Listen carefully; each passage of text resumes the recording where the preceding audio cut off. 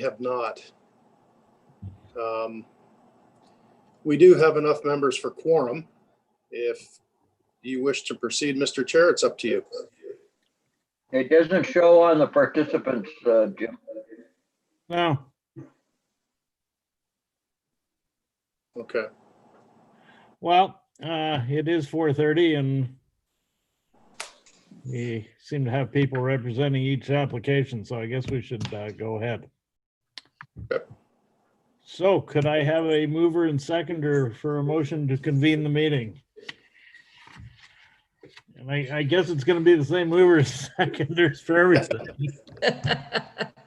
Okay, Karen and Terry.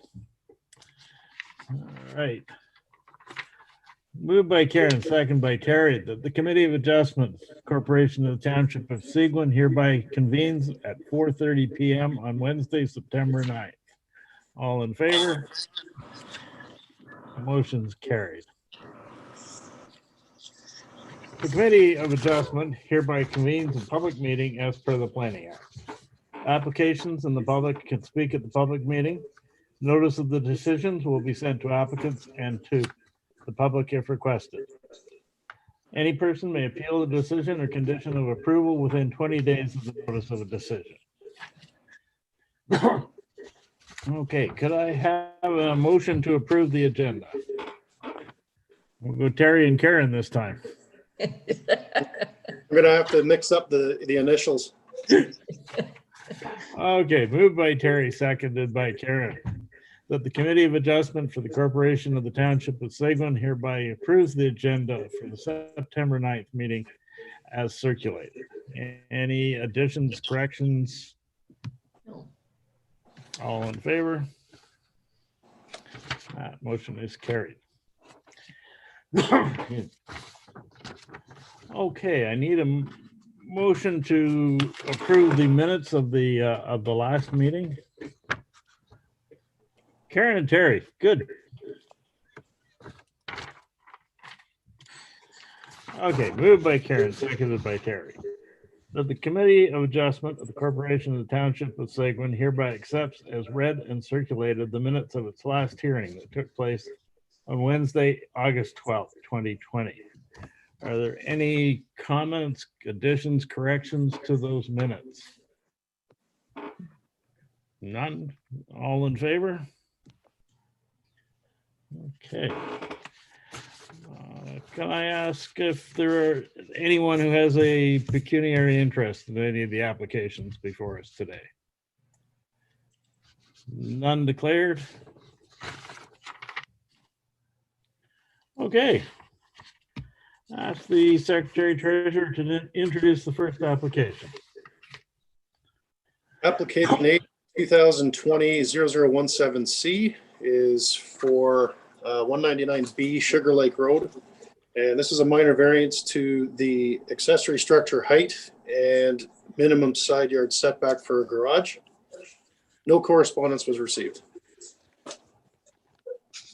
Is there anyone here that wishes to speak to this? Oh, I think you're muted, Maury. You're muted. Am I okay now? That's good. Go. Yeah. Oh, okay. Okay, so Maury, you're the owner. Would you like to speak to the application? Yes. Good afternoon, members of the Seguin Committee of Adjustment. My name is Maury Rosenberg, and I'm one of the applicants for this minor variance currently being reviewed. Thank you for allowing me to speak, in particular to the Township's recommendation 6.0 paragraph 1, as stated at the bottom of page 5 of the staff report. I appreciate the Township's concern that the proposed foundation does not encroach on the required 1.2 meter rear setback distance for the zone the property is in. And I would like to confirm that it is not our intent to encroach on it. I would also like to point out that we are not requesting a variance to that measurement. The variance is to allow for a 2-car, 1.5-story garage that will be closer to the side yard and taller than allowed in the zoning bylaws. As such, in verifying the lot setbacks, I ask if standard procedure is to request a new survey or is an existing survey permitted to be used.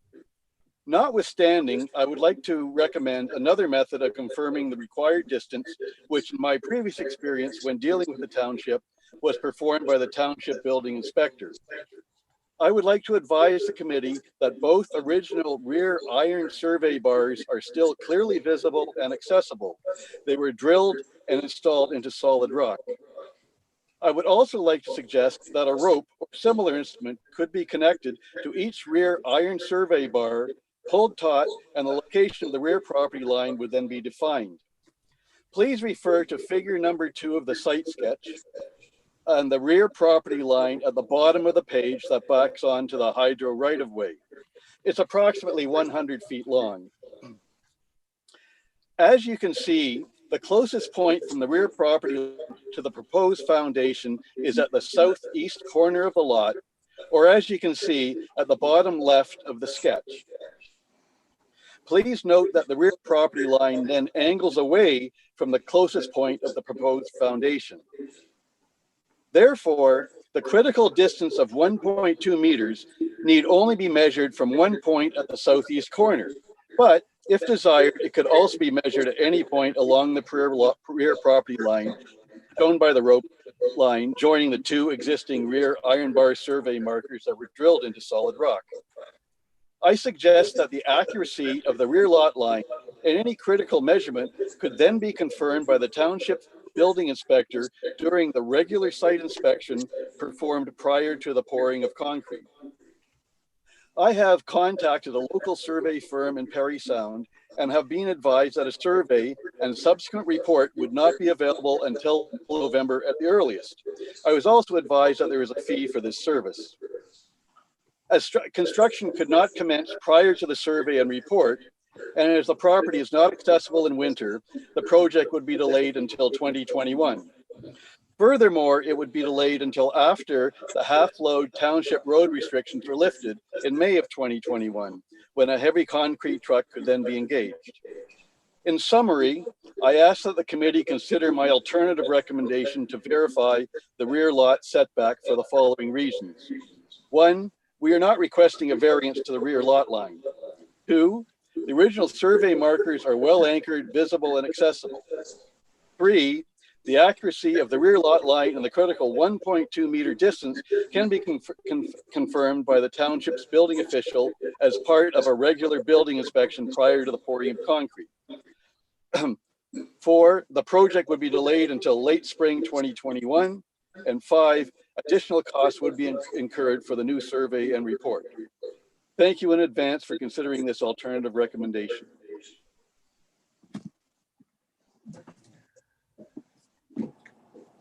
Okay, are there any questions anyone has? Karen? And I just listened to our applicant, and I have a question, and that is the existing survey, was that done back in 1972, or has there been a survey since 1972? No, that's the original survey. Thank you.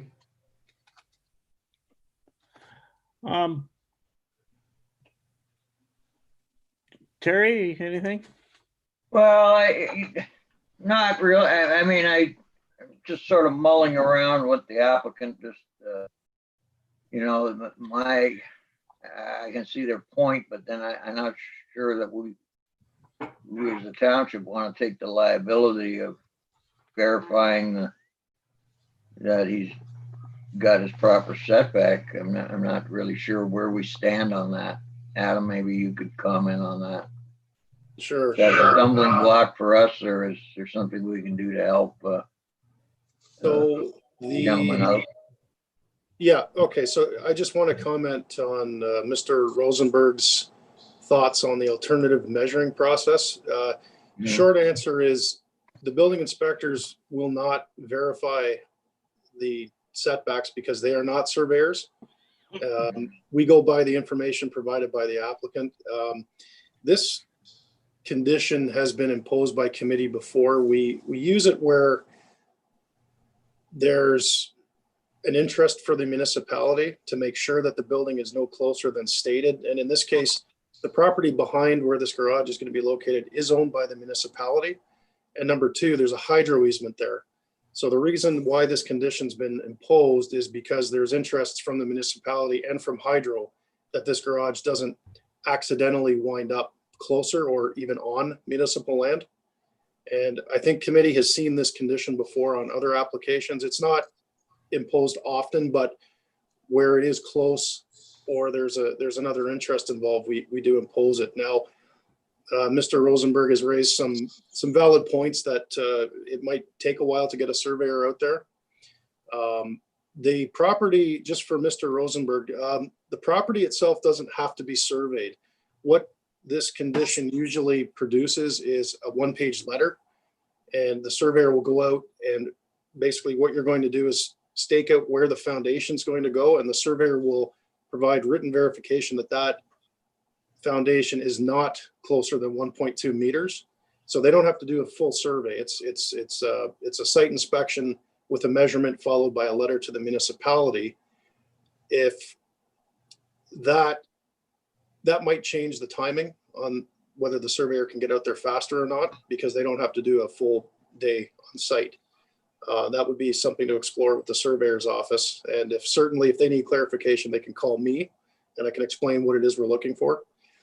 Alternatively, if the committee sympathizes with Mr. Rosenberg's concerns, the committee certainly can amend the resolution to withdraw that condition or approve it as is. Ultimately, will be up to the committee, but the staff recommendation is that that property line be identified and that the garage be no closer for the reasons in that condition. I think the key is that we don't require a full survey. Yes, we don't require a full survey of the property. It's just it's an inspection specific to that location by a surveyor followed by a letter to the township. Does not require. What if, Adam, through the chair, the question, please? So Adam, what if we had Mr. I'm just thinking of maybe a solution to let this project go ahead if the approval is granted. But what if we had Mr. The applicant knows is comfortable where his property line is. He's got a bulletproof method of establishing it with the 2 points. What if we had amended it and had him warrant that he's no closer? Well, the issue there is that an OLS will verify it, and it's, they're putting their or subject to him, does he have to have if he's comfortable enough pouring his foundation? I mean, the point I'm trying to get at is he's comfortable enough pouring his foundation, which he seems pretty comfortable that he knows exactly where his property line is. If he kept it, just amend the things to have it verified whenever, right? Of course, if it isn't where it's supposed to be, then someone's got an issue, right? But at least it would allow the thing to go ahead. So that's really up to the committee. If you are satisfied that the information provided by the applicant is enough and that you don't need a surveyor to verify that setback, that's up to committee. The staff recommendation is that condition be included, but okay. Committee, the decision's yours. And if you decide procedurally, if you decide not to impose this condition, one member of the committee would need to table a resolution to amend, and then we would need a seconder and a vote on that. Okay, and where does the 1.2 meters, where's that coming from? That's from our zoning bylaw. The bylaw requires. Zoning bylaw. Okay. Yes. Yeah. Okay. Yeah. Okay. That's what I thought. Well, May I say something? Yeah. Yep. Sure. May I say something? Mr. Robinson, go ahead. So I don't know. I've taken a picture here of what it would look like if you ran a rope from one survey marker to the other. And I'll show this up. I don't know how to get it onto Zoom, but if you can see on my phone, it's attached at the top of the phone is the survey marker, and I've stretched the rope out. And as you can see, it goes down. And I have another picture that continues that, but close to the top survey marker is where the closest point of the foundation would be. And as you actually can see, I've had the area cleared. However, I did not have the back meter cleared. And so it's actually a rock rise. So it's, unless I bring in an excavator and blast or hammer the rock, I couldn't physically get it closer to the lot line if I tried. So all I need to do, and to be honest with you, it's going to be more than 1.2 meters from the line. It's probably going to be at 1.5. It's very easy for me to measure right off that line, even by triangulation, and get a stake that in no way would be considered encroaching on the hydro right of way, which is on the town's property, which is also 25 meters away from a private road, which is also another additional 25 meters away from an unopened road allowance on Sugar Lake. Barry? So, okay, just bear with me here. So, but the variance is for the side lot Yes. allowance, right? Yeah. Adam? So we're not asking them to have that verified, are we? No. We're asking to have the back one verified. Yeah. Because we own it. Well, Yeah. I don't know. I think if we're not asking, I mean, 1.2 is 1.2. I don't really see I don't know. I mean, I don't know what the rest of you, the other two think. I don't see a lot of risks there, but. So however, just for committee, just to add this as well, when an applicant applies for a building permit, when they sign that permit at the end, they are, swearing that all the information is true and that their building is where it's supposed to be and that it meets all other applicable law. So if that helps committee in its decision, so if Mr. Rosenberg signs that permit, he's swearing that it's 1.2 or at least 1.2. And if it's not, that is on the applicant, not on the township. So we're not relieving him of the obligation to have it 1.2 meters from the lot line. We're Right. only relieving him of the obligation to get the surveyor's letter. That's the discussion that we're having, I think, is to explore whether this condition can be waived or not. Terry? yeah, I'd like to propose that we waive the condition. Okay, so I'm comfortable if he's signing the permit and verifying that his measurements are correct, and he's certainly done his homework here, so okay, so I don't have a lot of problem with that. yeah. So procedurally, then we have a motion by Member Fellner to remove the condition from this resolution. So we would need now a seconder. Do we have a seconder? Karen, I will second it. Okay.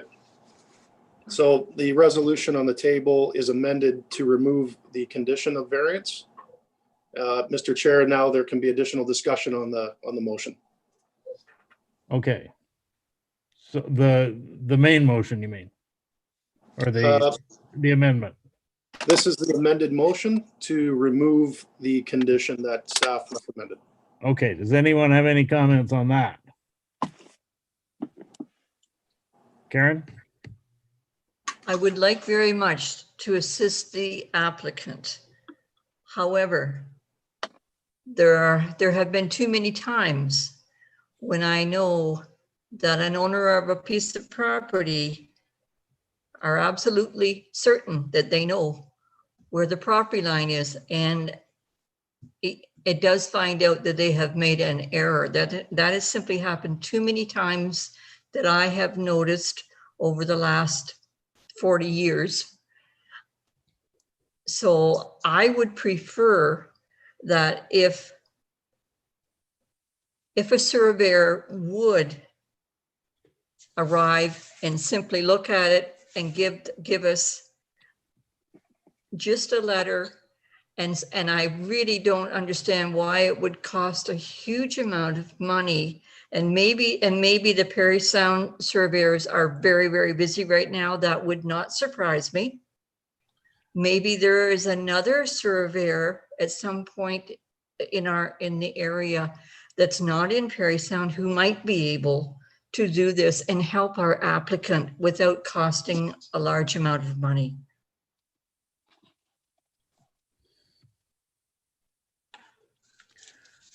Okay, so call the question in favor of the amendment.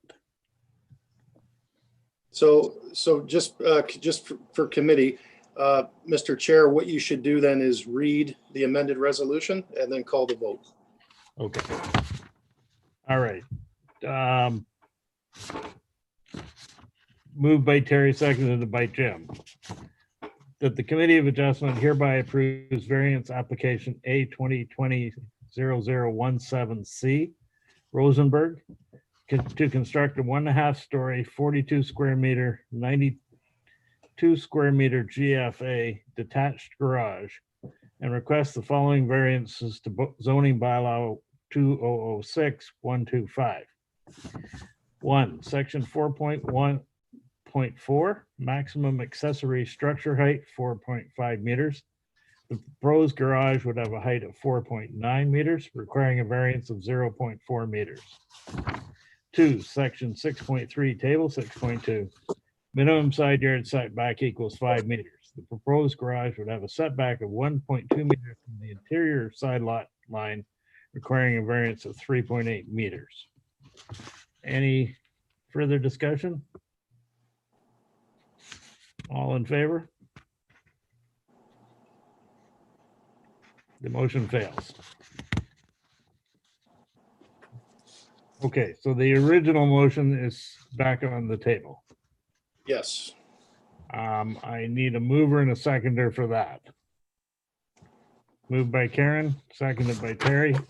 Okay, sorry, Mr. Chair, can you just give me 1 second? I'm going to print out a fresh resolution here.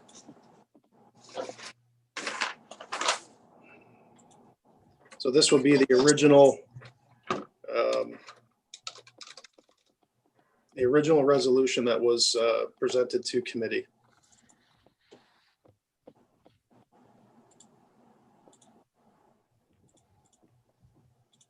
Can I read it while you're printing? Yes. Yep, go ahead. Moved by Karen, seconded by Terry. The Committee of Adjustment hereby approves variance application A 2020-0017C Rosenberg to construct a 1.5 story, 42 square meter detached garage and requests the following variances to zoning bylaw 2006-125. 1, section 4.1.4, maximum accessory structure height equals 4.5 meters. The proposed garage would have a height of 4.9 meters, requiring a variance of 0.4 meters. 2, section 6.3, table 6.2. Minimum side yard setback equals 5 meters. The proposed garage would be set back 1.2 meters from the interior side lot line, requiring a variance of 3.8 meters. Subject to the following condition. 1, that an Ontario land surveyor verify by pinning the foundation wall and verifying in writing by way of survey or real property report prior to the pouring of the footing, and if no footing, the foundation, that the attached garage is located no closer than 1.2 meters from the rear property line. Is there any further discussion? All in favor? That motion is carried. So, Mr. Rosenberg, the variance is approved, subject to the original condition that an Ontario land surveyor verify that the garage is no closer than 1.2 meters. If you need any assistance with finding a surveyor, or if you do have a surveyor that on board that needs clarification on what's needed, tell them to give me a call. I'd be happy to help. Will do. Thank you. Okay.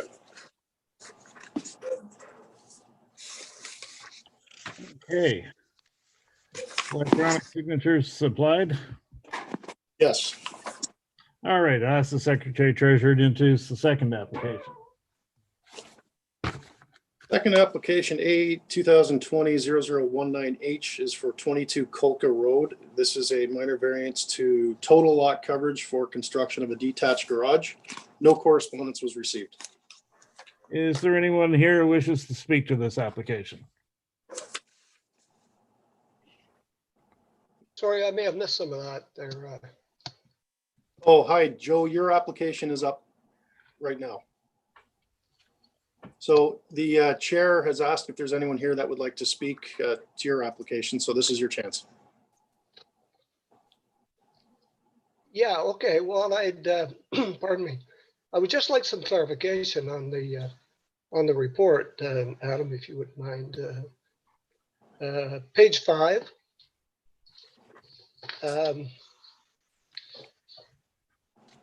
It says the proposed garage would be located within an existing cleared area that is level and would not require removal of any tree cover or topographical modification. Yes, Pardon me.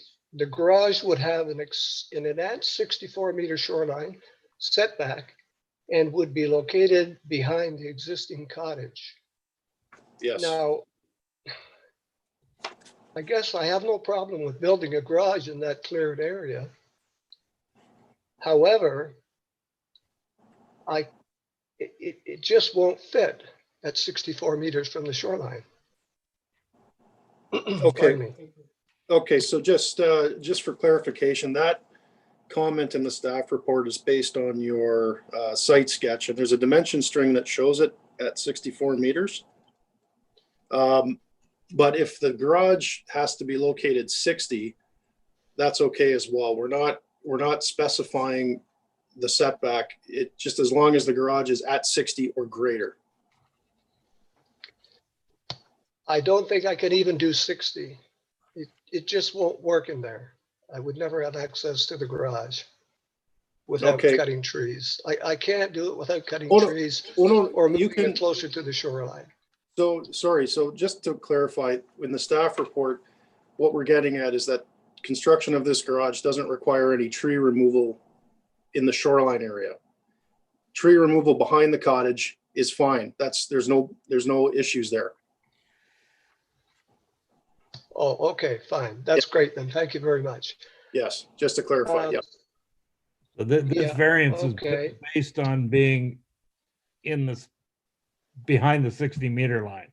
That's correct, So yes, it's because, full lot coverage, not shoreline lot. yes, that's correct, Mr. Chair. So the garage has to be at least 60 meters in Right. order to not trigger those additional coverage variances. Okay, thanks for that clarification. Now, the other thing I wanted to point out here in this report, we're talking about a non-compliant storage shed. Yes, Now, I take exception to that because that would imply that maybe I do things contrary to the bylaw, and which is not the case. And I'd like to point out that back in the year of 1983, there was a permit issued by the town to construct an 8x12 storage shed. The building permit was issued. And then fast forward to 1990, when we decided to build a house, we had to relocate the shed in order to accommodate the house. So then we applied for another permit, and that permit was granted to relocate the shed. And at that time, there was a site plan submitted before the permit was, pardon me. Before the permit was issued, we had to submit a site plan, and that showed exactly where the shed is today. So it's really not a non-compliant shed. so just just to clarify for committee, the reason why the shed is labeled as non-complying is that it doesn't comply with today's rules. Today's rules would require that that building be back 20 meters. So the reference to non-complying is to today's rules, not the old Humphrey.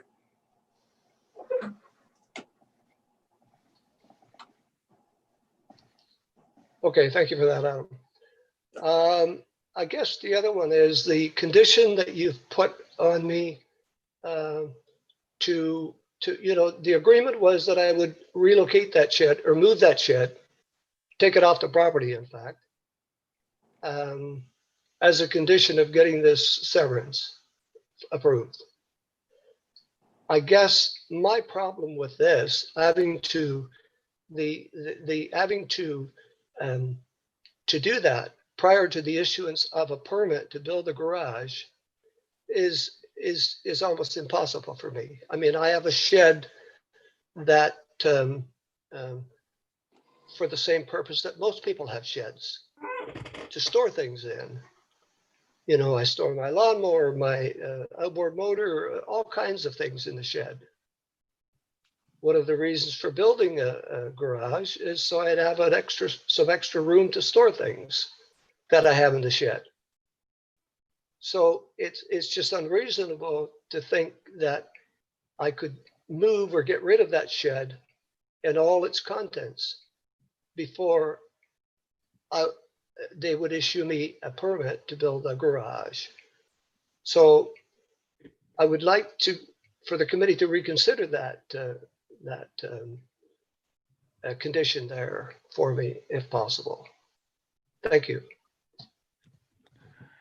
Okay, Mr. Chair, I can speak to that.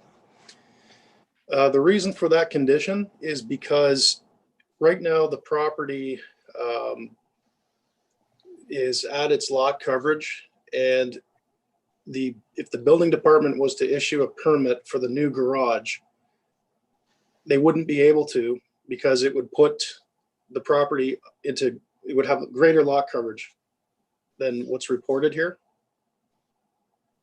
So the condition is that the storage shed be removed, so that once that building permit for the garage is issued, the lot coverage of 9.97% is what would exist on the property.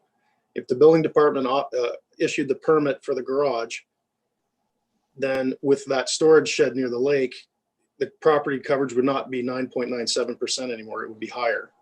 So we would be stuck in kind of a chicken and egg scenario. If the committee's comfortable, one thing we can do is we can modify the resolution so that the existing storage structure is removed prior to final inspection of the proposed garage. So this way, Mr. Brown could store his things in that shed, and before the garage is finished, finalized, it would have to go. So that's one option. But again, we would need a mover and a seconder to amend that resolution.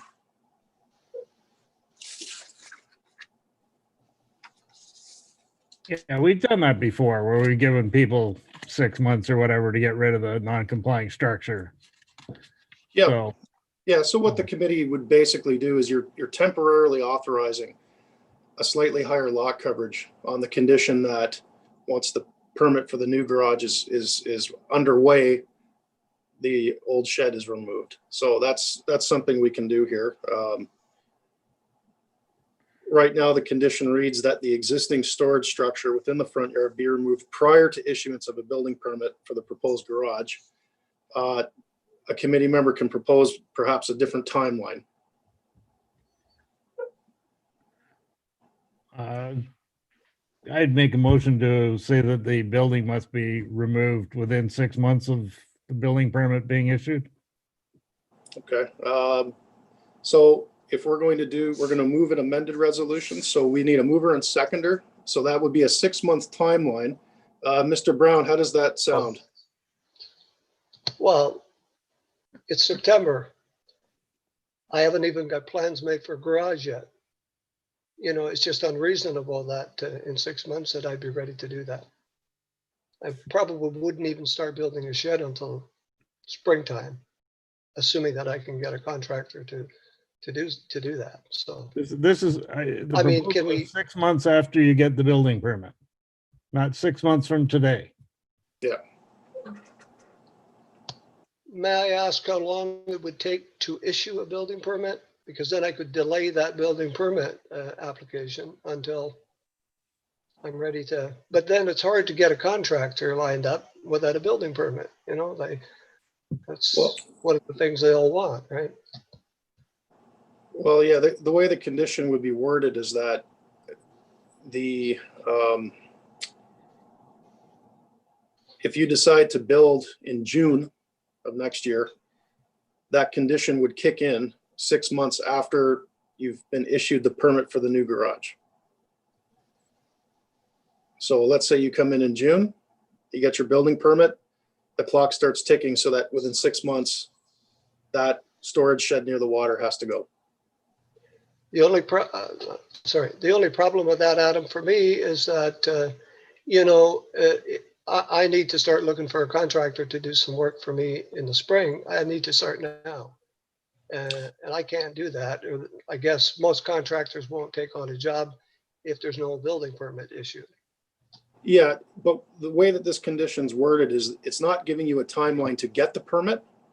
It's just giving you a timeline for removal of the shed near the lake after the permit's been issued, which could be June, it could be September next year. If that makes sense.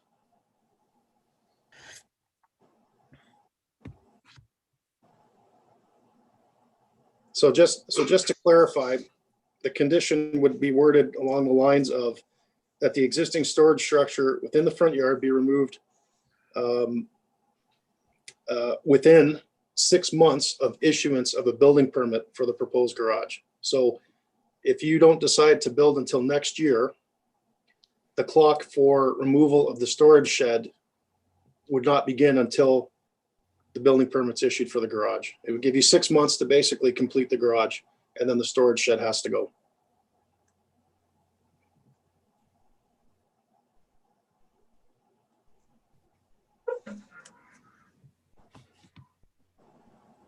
Well, I still think that 6 months is not a long time, really, you know. But if that's the best we can do, I guess I'll have to accept that. Well, that was a number proposed by a committee member. Is there another number that would work better for you? This is your chance to ask committee.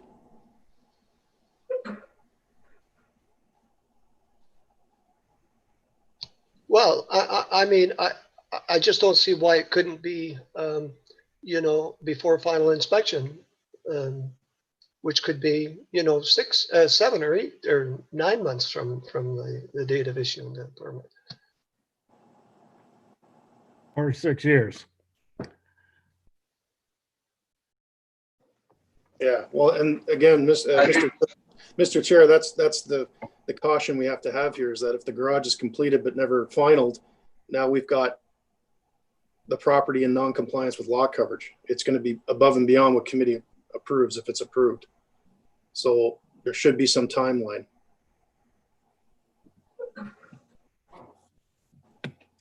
So, Terry? Mr. Brown, like, you don't have any problem with tearing down your storage building after you get your garage. The issue is just when you have to tear it down by. Is that what I'm hearing here? Yeah.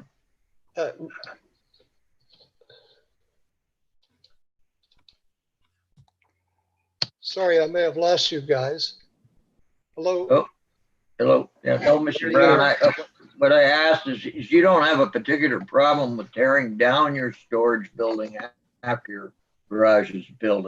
It's simply how much time you have to tear it down after you commence building, correct?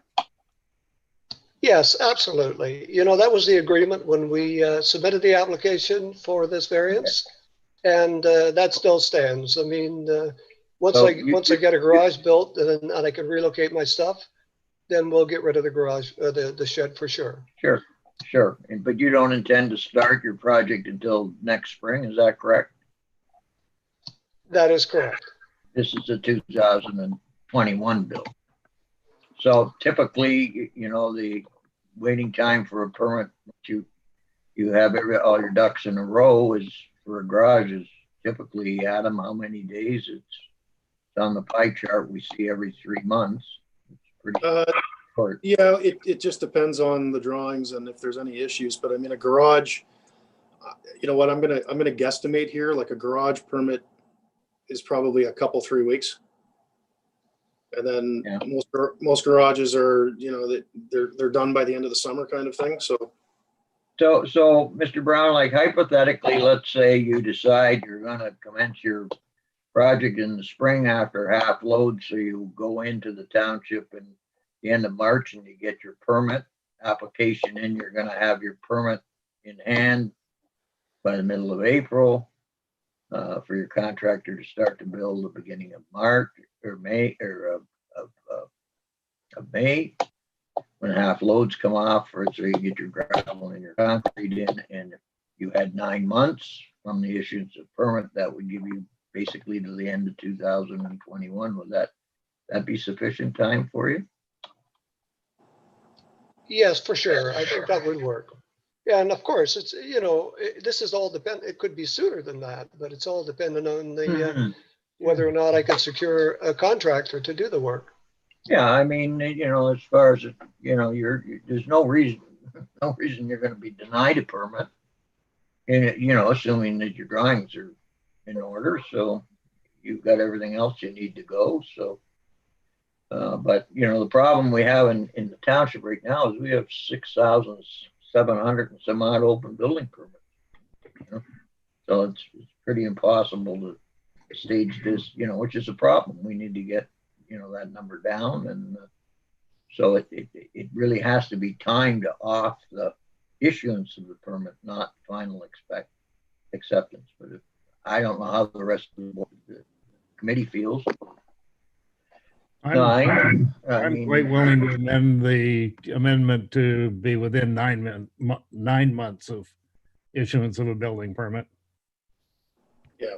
you know, So- and I mean, you Yeah, know, so- Adam, too, just a question for you, Adam, that if hypothetically he gets stalled with a contractor, or, you know, there's a, pray tell, there's an asphalt shingle shortage or something, and he can't get his garage completed in December, is there an opportunity to go in and plead his case for an extension, or? Yeah. How's that? Yeah, through you, Mr. Chair, if the worst case scenario happens, Mr. Brown can always come back to the committee and request an extension to the condition. Yeah, we've done that before when circumstances required it.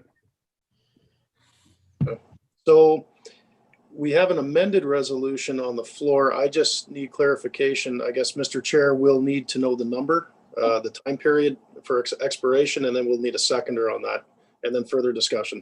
Okay, my amendment is to require removal of the storage structure within 9 months of the issuance of a building permit. Do I have a seconder for that? Terry? Okay. Okay, just give me 1 second. I'm going to update.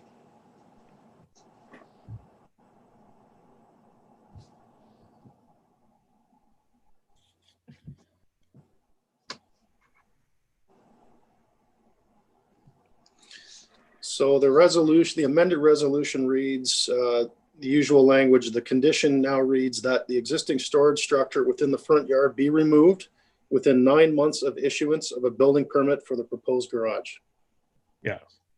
Okay, and then I had a mover, I had Terry Fellner move, and I had Karen Bethune second. Yes. Okay, so the amended resolution on the floor is as read. Mr. Chair, take it away. Okay. Moved by Karen, second by Terry. The Committee of Adjustment hereby approves variance application A 2020-0019H Brown to construct a 93 square meter garage and request variance from the following to zoning bylaw 2006-125. 1, section 6.3, table 6.3. Maximum overall lot coverage equals 8%.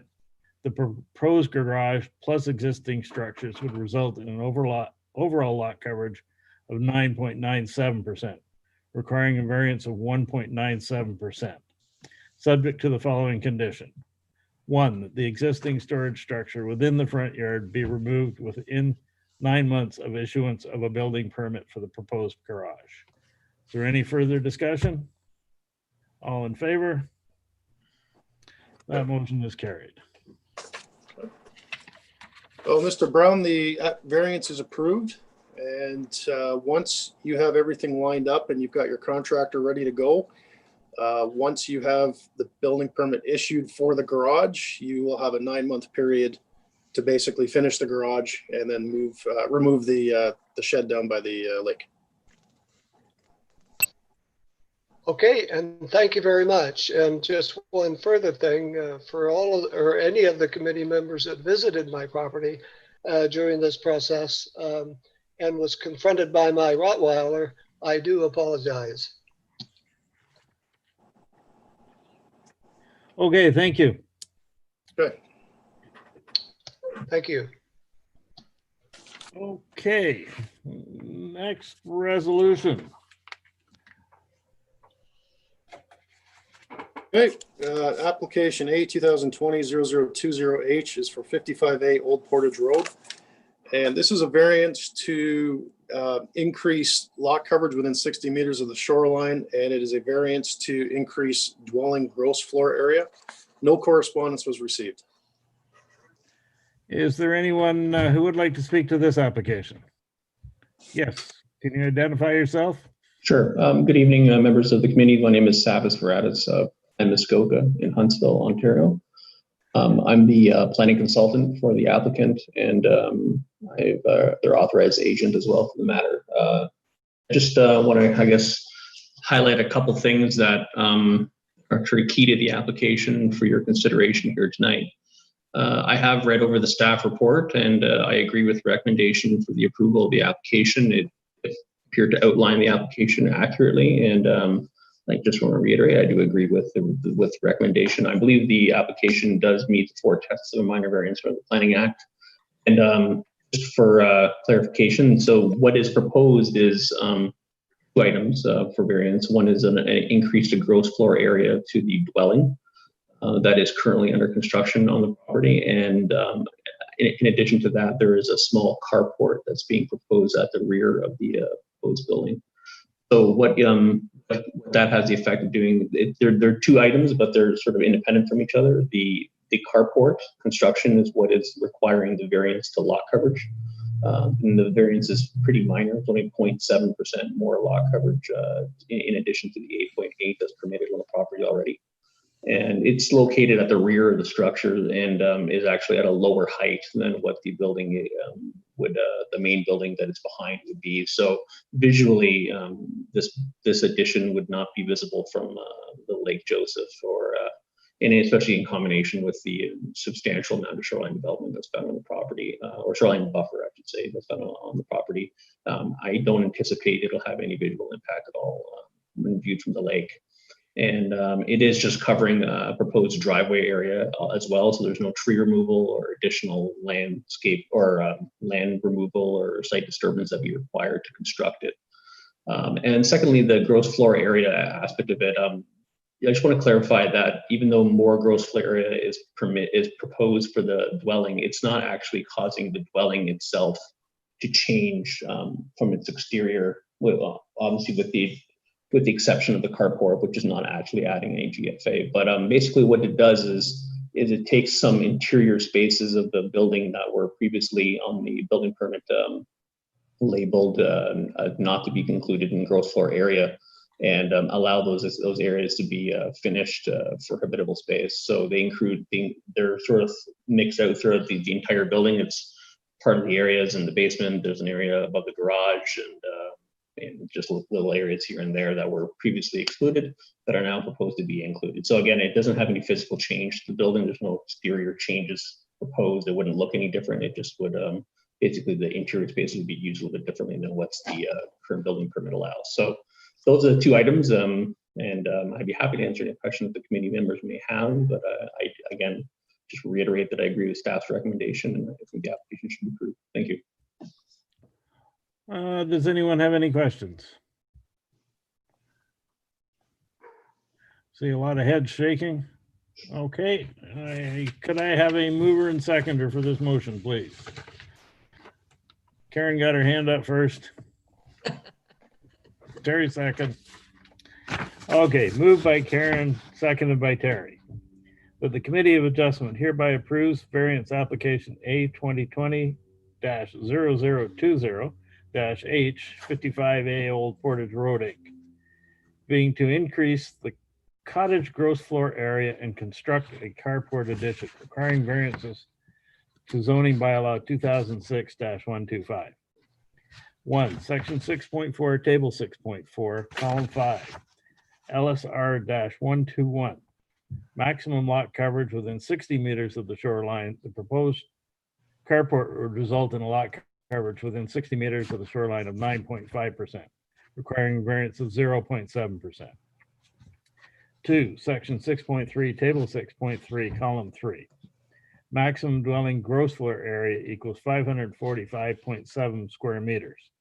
Conversion of the crawl space area into basement storage area and inclusion of additional main floor living space and conversion of upper story of attached garage into a habitable room would result in a dwelling area gross floor area of 669.45 square meters, requiring a variance of 123.75 square meters.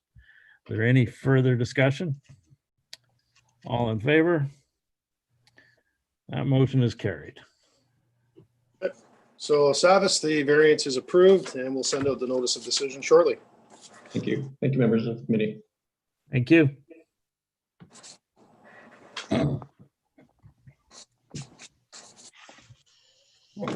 Okay. Is there any other business? Perhaps. Perhaps. So, I'm not sure where we left this, Adam. This is why I threw the Mr. Chair. This is why I'm bringing it up. But what did we decide to do about? Are we going to augment the? Are we going to increase the size of the committee, or are we going to soldier on for the rest of the term under its present configuration? What was? I'm not sure whether I really remember what was discussed, or I know we discussed it, but I can't remember if we came to any. I haven't said it. I haven't done anything. Yeah. Through you, Mr. Chair. Member Fellner, that's a good question. The clerk actually asked me the other day, we were talking about one of the applications, and he asked me, has there been any discussion at the committee level about getting new members? And I said, well, I really don't procedurally know how we would start that. I guess that would have to be something brought up to council, and Terry, I think you'd be the natural one to do that. I mean, it is a committee of council, and if council decides that the committee's working well and maybe we don't need new members, I don't know, or committee might, or council might want to appoint new members or find new members. It'll ultimately be a council decision. So Terry, if you would like to put that as an agenda item, you can coordinate that through Craig. Yeah, we've discussed in the past, after we lost our previous chairman off to the west, the land of greener pastures, I guess. But and the consensus was sort of, let the committee decide what they want to do and come with a recommendation. So that's why I'm sort of throwing it out again. Is what do we want to do? I don't. I think we're kind of light, but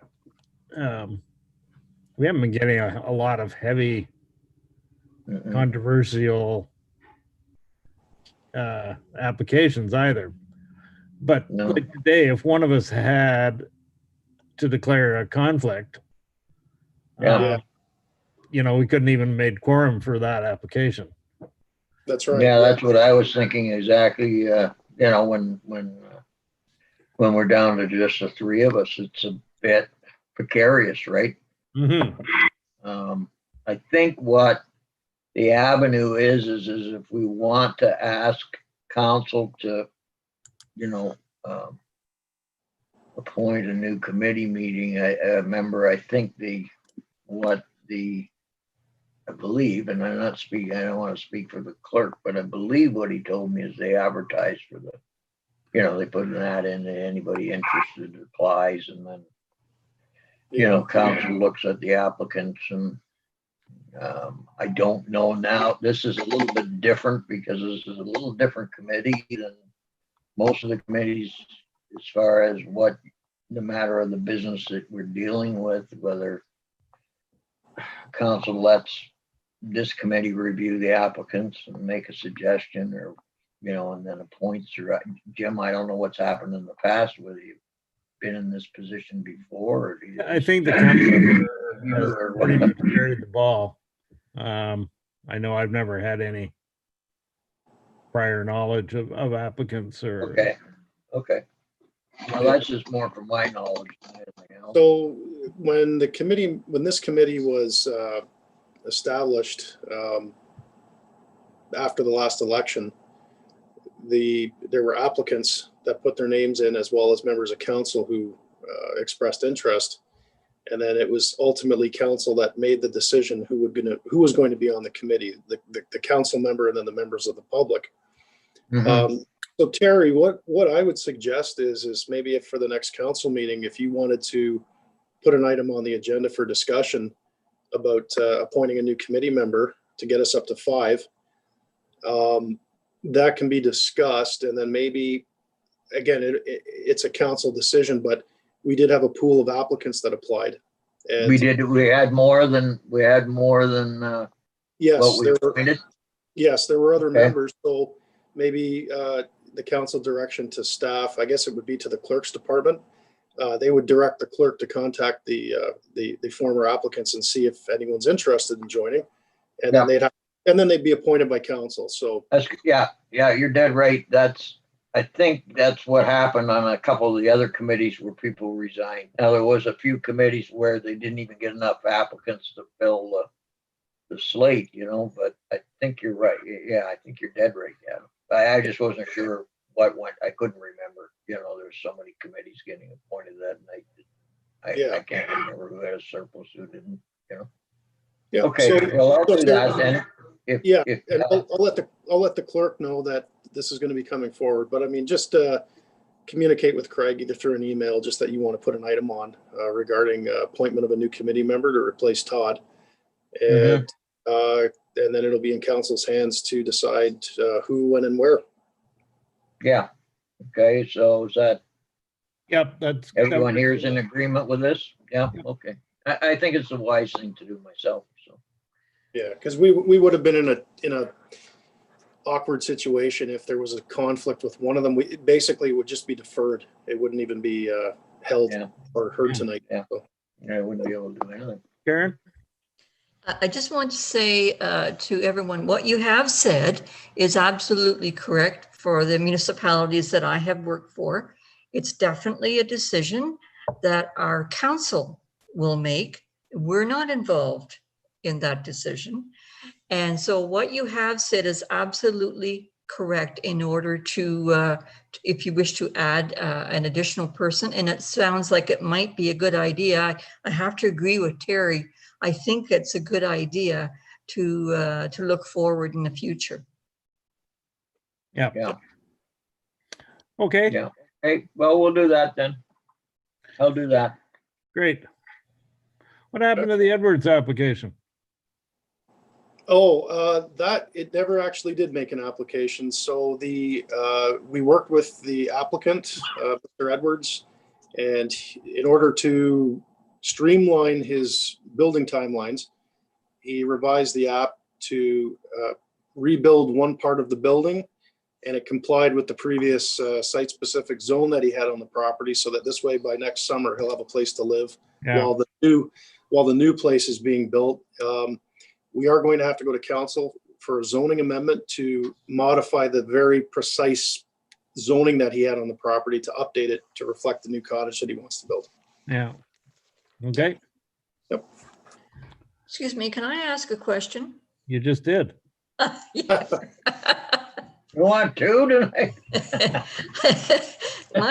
My question, I didn't want to interfere with what was going on with Mr. Brown, but when I went into 22 Colca Road, believe it or not, you won't believe this, but there was no Rottweiler. Guess what? There was a husky. A husky was sitting on the front step of the house.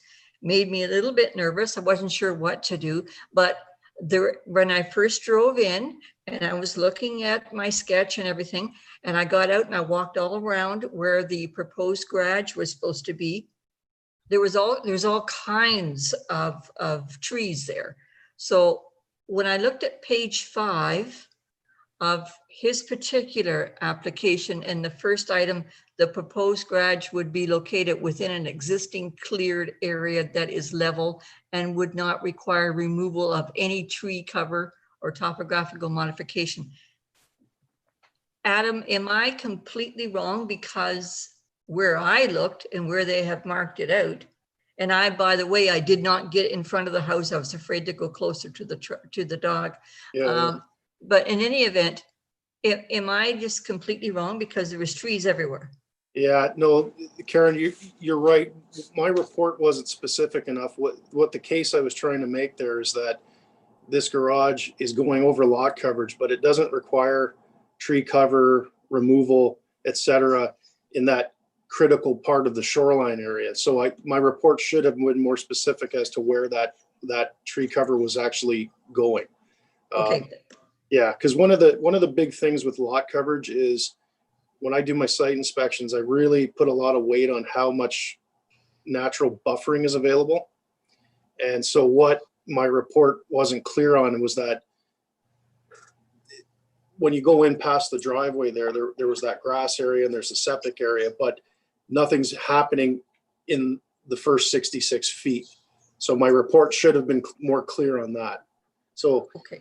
yeah, because a lot of people say that, well, I thought I can't cut trees down, and I clarified to them, no, that's only in the first 66. There's still a little bit of confusion out there that some people do think that they're not allowed to cut down any trees on their property at all. And then I clarified to them that, no, it's just in the first 66. Back beyond 66, you can cut down whatever you want. There's no regulation on it. So that was the point. That's the point I was trying to make in the report. But yeah, I can see how it, it's like, well, what's the planner saying here? He's saying that no trees have to come down. But yeah, that makes sense. Yeah. Thank you very much. Yeah. Okay. Okay, can I have a motion to adjourn? Terry, Karen. All right. Motion that the Committee of Adjustment for the Corporation of Township of Seguin here does adjourn its hearing at 5:33 p.m. on Wednesday, September 9th. Committee will hold its next hearing at 4:30 p.m. on Wednesday, October 14th, 2020, or at the call of the chair, unless the Secretary Treasurer has not received complete applications for the committee to consider. All in favor? Have a nice day. Good. Thank you. Everyone. Adam, Yes. Adam, did you get my email I sent you there about the island? Yes. Does that make sense to you? Yep. Yeah, I think, yeah. We're gonna go out tomorrow morning and have a look. We're gonna take a walk. And and I think the pictures will tell 1,000 words, and we'll bring that to council as soon as we can. Yeah, and the one they did last fall, not the other one, but the one on Yoho, as they did last fall. I mean, it's perfect. You don't even notice it from the shore. Yeah. From the water.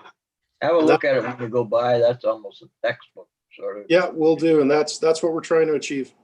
Yeah, I know. Yeah, that one turned out well. Yep. Good. Okay. Okay. See you guys. Thank you. Take care. Everybody Bye. take care. Bye. Bye now.